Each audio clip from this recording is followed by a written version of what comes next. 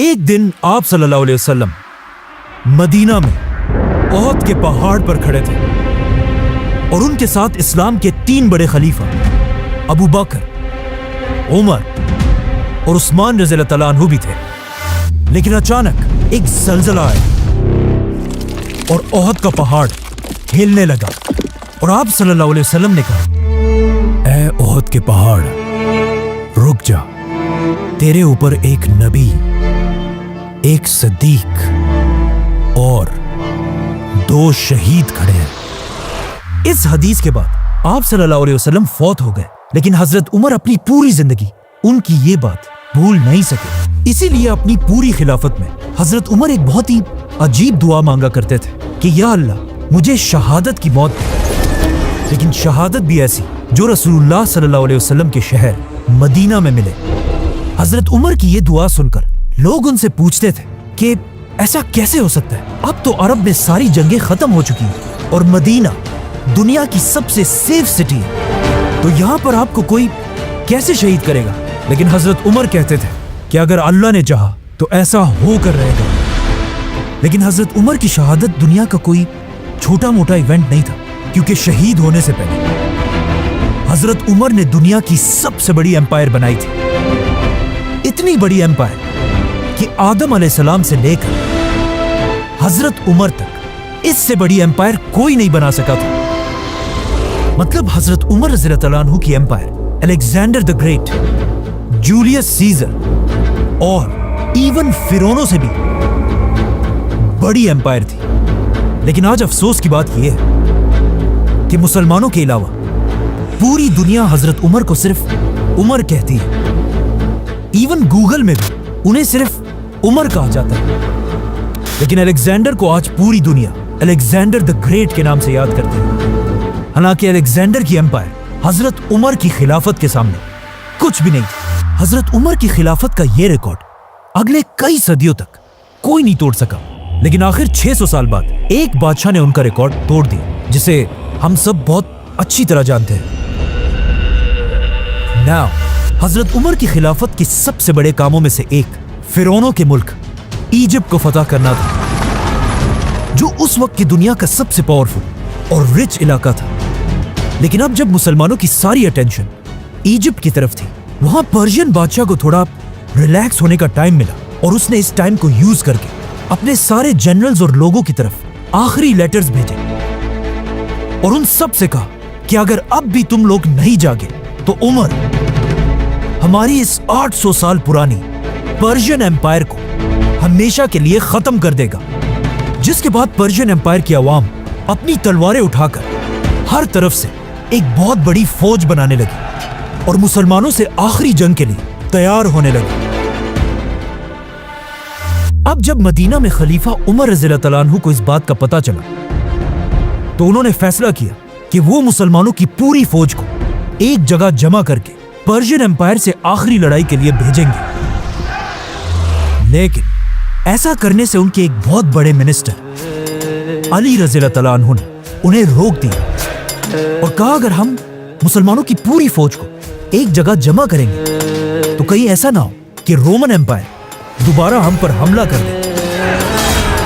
حضرت علی کی یہ بات خلیفہ عمر رضی اللہ تعالیٰ عنہ کو بہت پسند آئی، تو حضرت عمر رضی اللہ تعالیٰ عنہ نے اپنی رائے چھوڑ کر حضرت علی کی رائے مانی اور ہر علاقے سے چھوٹی چھوٹی فوجیں جمع کر کے پرشین ایمپائر پر آخری حملہ کیا۔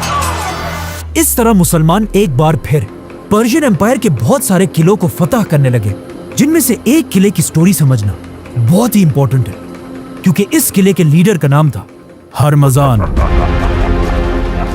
جو اس وقت پرشین ایمپائر کا سب سے طاقتور جنرل تھا۔ اسی لیے ہرمزان کی سٹی کو مسلمانوں نے بہت ہی مشکلوں سے فتح کیا، لیکن یہ سٹی فتح کرتے ہی ہرمزان مسلمانوں کی فوج سے بھاگنے لگا اور مسلمان اس کا پیچھا کرنے لگے۔ بھاگتے بھاگتے ہرمزان اپنی سٹی کے سب سے لمبی بلڈنگ پر چڑھ کر زور زور سے چیخنے لگا کہ میرے پاس 100 تیریں ہیں اور ان 100 تیروں سے میں ایک ایک مسلمان کو چن چن کے ماروں گا، لیکن میری ایک شرط ہے، اگر مسلمان مجھ سے یہ وعدہ کرے کہ وہ مجھے عمر بن خطاب کے پاس لے کر جائیں گے تو میں سرنڈر کرنے کے لیے تیار ہوں۔ تو مسلمانوں نے کہا ٹھیک ہے، اس میں کون سی بڑی بات ہے۔ تو انہوں نے ہرمزان کو پکڑا اور اسے سیدھا مدینہ میں خلیفہ کی طرف روانہ کیا۔ ہرمزان پہلی بار مدینہ میں داخل ہوا اور اس کا خیال تھا کہ خلیفہ عمر کا ایک بہت بڑا محل ہوگا اور باقی بادشاہوں کی طرح ایک بہت بڑے دربار میں بیٹھے ہوں گے، لیکن وہ یہ دیکھ کر حیران رہ گیا کہ دنیا کا اتنا بڑا بادشاہ ایک سادہ سی بلڈنگ میں زمین پر آرام فرما رہے تھے۔ کہا جاتا ہے یہ دیکھ کر ہرمزان نے پوچھا بھی کہ خلیفہ کے گارڈز کدھر ہیں؟ تو اسے بتایا گیا کہ خلیفہ عمر کو ان چیزوں کی ضرورت نہیں ہوتی۔ لوگوں نے حضرت عمر رضی اللہ تعالیٰ عنہ کو اٹھایا اور انہیں کہا کہ یہ پرشین امپائر کا بہت بڑا جنرل آپ سے ملنے آیا ہے، لیکن حضرت عمر نے کہا کہ میں تب تک اس سے بات نہیں کروں گا جب تک اس نے یہ بادشاہوں والے کپڑے پہنے۔ جاؤ اور اسے بدل کر آؤ۔ جب ہرمزان اپنے کپڑے بدل کر بالکل عام انسان کی طرح حضرت عمر کے سامنے پیش ہوا، تب حضرت عمر نے اسے اپنے پاس آنے کی اجازت دی۔ لیکن اس ہرمزان کی وجہ سے پہلے ہی اتنے مسلمان شہید ہو چکے تھے کہ حضرت عمر اسے سزائے موت دینے کا ارادہ کر چکے تھے۔ لیکن آتے ہی ہرمزان نے کہا کہ مجھے پانی پلایا جائے۔ جیسے ہی اسے پانی دیا گیا تو ہرمزان نے وہاں سب کے سامنے حضرت عمر سے کہا کہ مجھ سے وعدہ کریں جب تک میں اس پانی کو نہ پیوں تب تک مجھے کوئی قتل نہیں کرے گا۔ جیسے ہی حضرت عمر نے ہرمزان کی بات مان لی، ہرمزان نے وہ پانی زمین پر پھینک دیا اور کہا میں نے تو پانی پیا ہی نہیں، بلکہ یہ پانی تو اب میں کبھی پی ہی نہیں سکتا، اور اب آپ کے وعدے کے مطابق مجھے کوئی نہیں مار سکتا۔ جس کے بعد ہرمزان نے جلدی سے اسلام قبول کر لیا اور اس طرح مدینہ میں اپنی جان بچا لی۔ حضرت عمر نے بھی یہ دیکھ کر ہرمزان کو معاف کر لیا، لیکن انہیں پتا تھا کہ ہرمزان کوئی عام انسان نہیں ہے، بلکہ پوری پرشین امپائر کا آرمی چیف ہونے کی وجہ سے ہرمزان کو اس امپائر کے ایک ایک کونے کا پتا تھا۔ اسی لیے حضرت عمر نے ہرمزان کو مدینہ میں رہنے کی اجازت دی، بلکہ پرشین امپائر کے خلاف اسے اپنا ایڈوائزر بھی بنایا۔ لیکن حضرت عمر کو اس بات کا پتہ نہیں تھا کہ ایک دن یہی ہرمزان ان کی شہادت میں ایک بہت بڑا رول پلے کرے گا۔ آرمی چیف ہرمزان کی گرفتاری کا جب پرشین بادشاہ کو پتا چلا تو اسے بہت غصہ آیا، کیونکہ یہ پرشین امپائر کے لیے ایک بہت بڑی بے عزتی تھی۔ تو انہوں نے اور تیزی سے اپنی فوج کو جمع کرنا شروع کیا اور آخر پوری پرشین امپائر سے ایک بہت بڑی فوج جمع کر کے ایران کی سٹی نہاوند میں مسلمانوں سے آخری جنگ لڑنے کے لیے تیار ہو گئے۔ اب یہاں پہ تھوڑی کنفیوژن ہے کہ پرشین فوج کے جمع ہونے کی خبر حضرت عمر تک کس نے پہنچائی؟ پرانے گورنر سعد بن ابی وقاص نے یا نئے گورنر عمار بن یاسر رضی اللہ تعالیٰ عنہ نے، جو ایک بہت بڑے صحابی تھے اور ان کے ماں باپ نے سب سے پہلے اسلام کے لیے اپنی جان دی تھی۔ حضرت عمر کو جب اس کا پتہ چلا تو انہوں نے اپنے سارے منسٹرز کی ایک میٹنگ بلائی اور ان سے پوچھا کہ ہمیں کیا کرنا چاہیے، جس پر حضرت عثمان نے انہیں مشورہ دیا کہ آپ کو خود ایک بہت بڑی فوج لے کر پرشین بادشاہ سے لڑنے کے لیے جانا چاہیے۔ لیکن حضرت علی نے کہا کہ نہیں، خلیفہ کو مدینہ میں رہ کر کسی اور کو بھیجنا چاہیے۔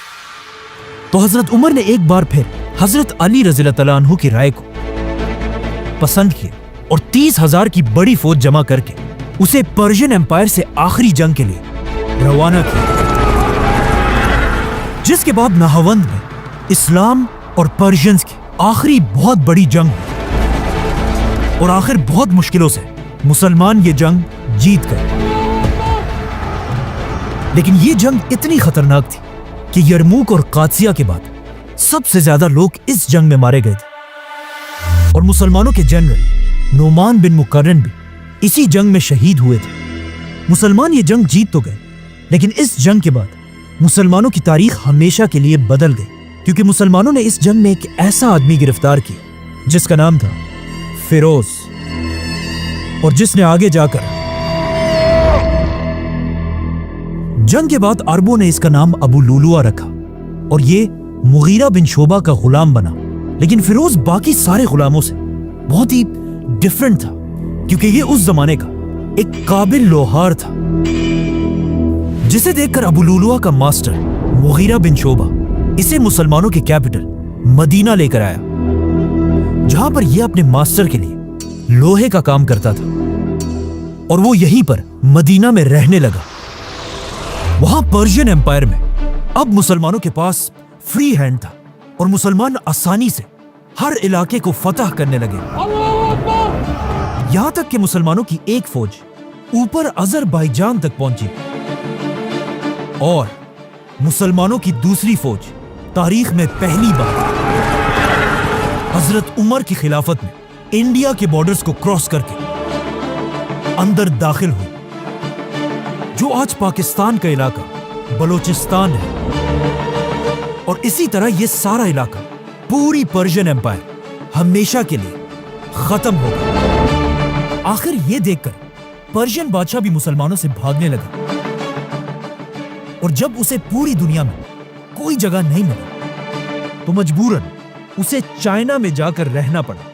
और चाइना के बादशाह ने उसे बहुत अच्छी तरह वेलकम किया। ये उसी पर्शियन बादशाह का पोता था जिसे इससे बहुत साल पहले रसूलुल्लाह सल्लल्लाहु अलैहि वसल्लम ने एक लेटर भेजकर इस्लाम की तरफ आने की दावत दी थी।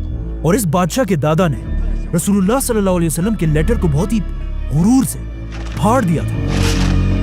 लेकिन अब हजरत उमर की फौज ने पूरी पर्शियन एम्पायर को हमेशा के लिए फतह कर लिया था। मतलब मुसलमानों की यह खिलाफत, जो एक जमाने में छोटी सी मदीना की रियासत थी, अब इंडिया और चाइना तक फैल चुकी थी और दुनिया की सबसे बड़ी सुपर पावर थी। लेकिन जैसे ही मुसलमानों